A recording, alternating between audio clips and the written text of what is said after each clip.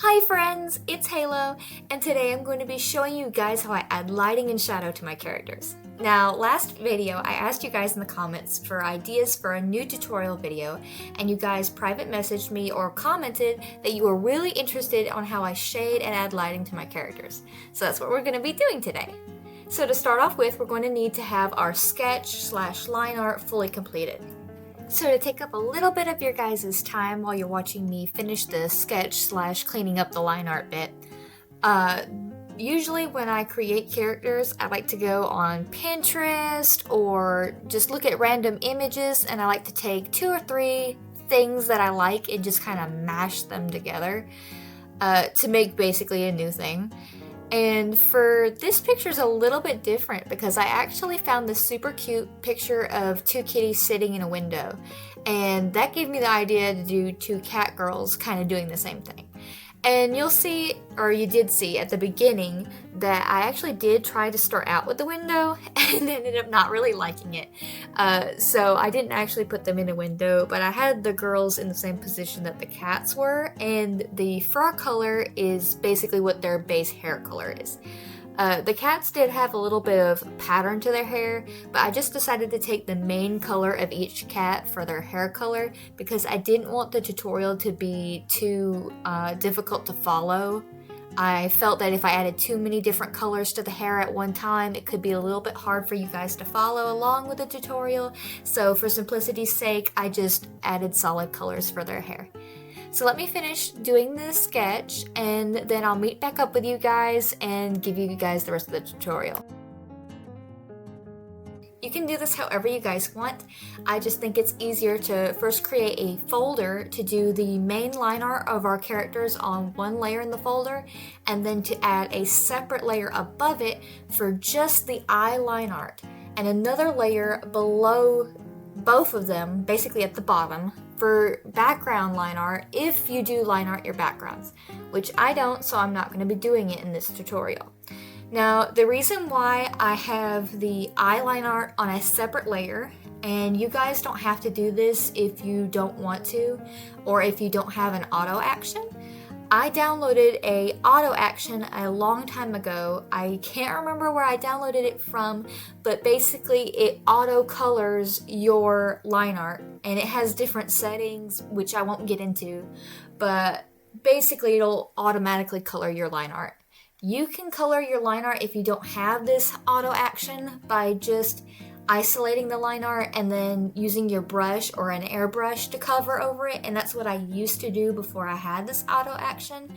But since I have the auto action, to me it's just easier to have all of my line art except for the character's eyes on one layer and then the character's eyes on a separate layer, simply because when I do the auto action, I don't want the eyes to be affected. I just want the rest of the line art to be affected.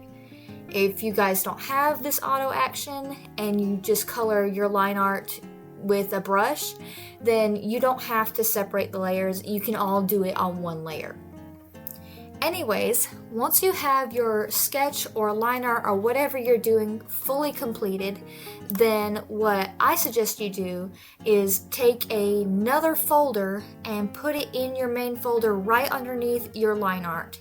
So this is going to be a folder in a folder, and you can rename your folders if you would like, but I'm too lazy to do that. So I just leave them as is. And this folder is specifically going to be for your base colors. And it's important that every single base color that you use is on a separate layer. For example, when I say this, I'm saying all of your reds need to be on one layer, all of your blues need to be on a separate layer, and this will just help you out when it comes to coloring. So go ahead and do that, and I'll talk to you guys again in a second.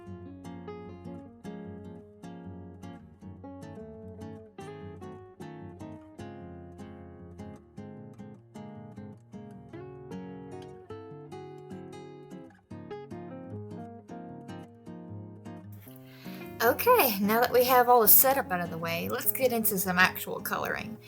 Before we actually start doing the shading/lighting part of the tutorial, I want to go ahead and color the eyes and or mouths of my characters on a separate layer in the flats or the base layer folder.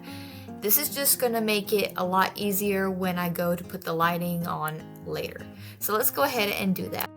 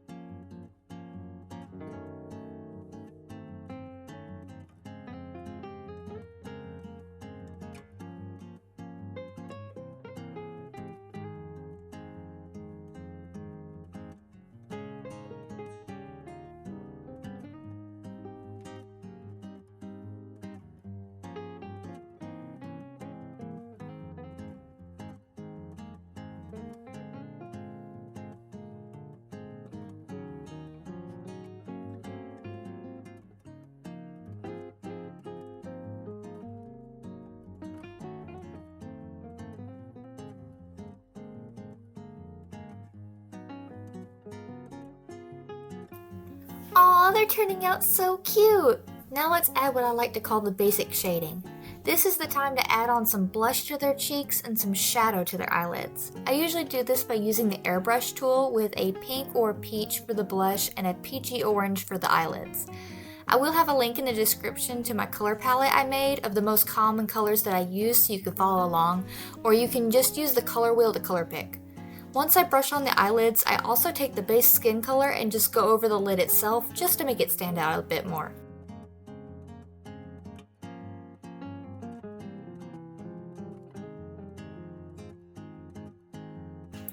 Then on another layer, I'll do the whites of the eyes. This layer needs to be below the eye color layer, or else it won't look right.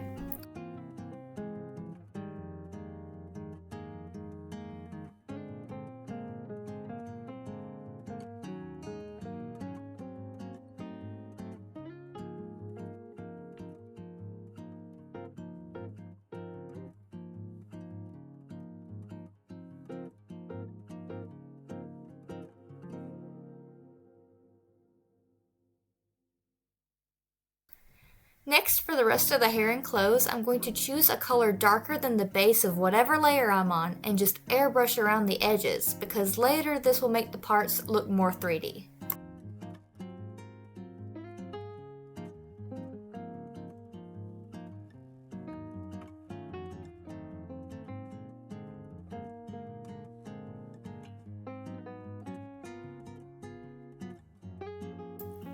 Okay, so now here's the best part. All of our prior setup will be worth it. We're going to add a layer above everything else at the very top. This is going to be our shading layer, and then we're going to clip that layer to our mega folder so that it affects both the line art and our base layers. Once you've done that, we're going to turn this layer into a multiply layer and use the lasso fill tool to fill the entirety of our characters with the medium gray or whatever shadow color you want. If you have my color palette sheet opened, it is labeled under the shadow and light category. It's the gray color that I'm using, if you guys want to use the same color and follow along. And remember that you can always go back and change the shadow color later if you would like. Now I'm going to show you guys how to do some different lighting scenarios. Basically how we do this is by using either the eraser tool or the zero color selection under the color selection to erase what we want our lighting to be. Now for example, let's say that our lighting is coming from the upper right of our image. The light would hit the right side of her fingers, her hair, ears, and the face of the other girl, her ear, head, face, and chest.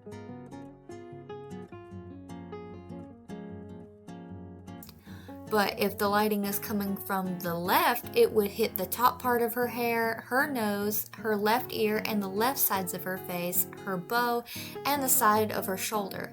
How strong your lighting is will determine how far inward the light goes and how much it covers. So I'm going to show you guys real quick just what that would look like.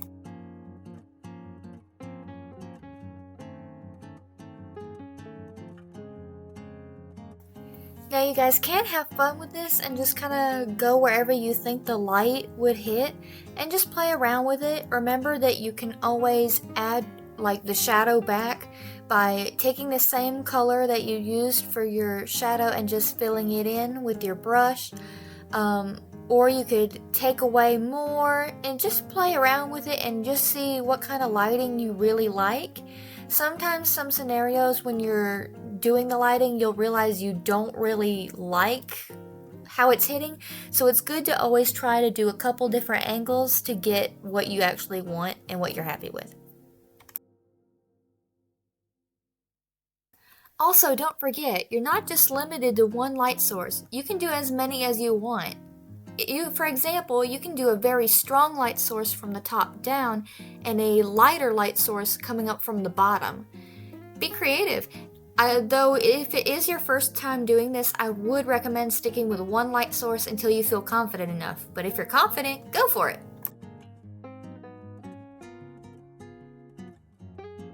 Today I'm going to start by doing my lighting this way. I normally like to start with big blobs of light and refine them by adding and taking away shadow, using different sized brushes to get details in the hair and wrinkles in the clothes. Don't forget you can also use the airbrush to take away just a little bit of the shadow, but not all of it for a smoother, gradual look.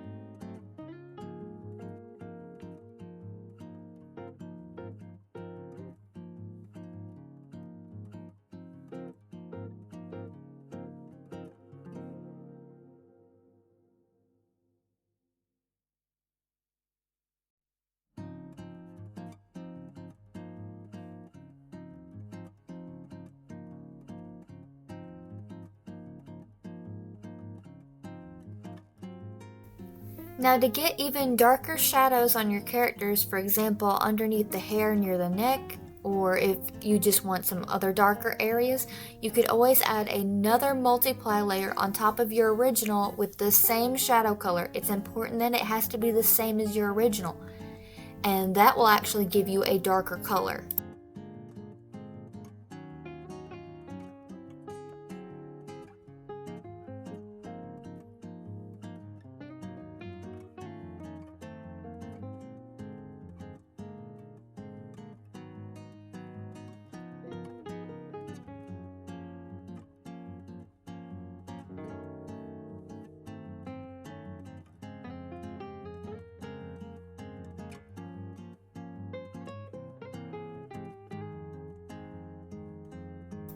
Now, another little thing I like to do with my characters to really make them pop and come alive is to go onto my multiply layer that has the most shadow on it, isolate it, and use a dark blue to add definition to some of the hair and lower body. Then I use a bright red or peach around the faces and skin to, well, make it brighter.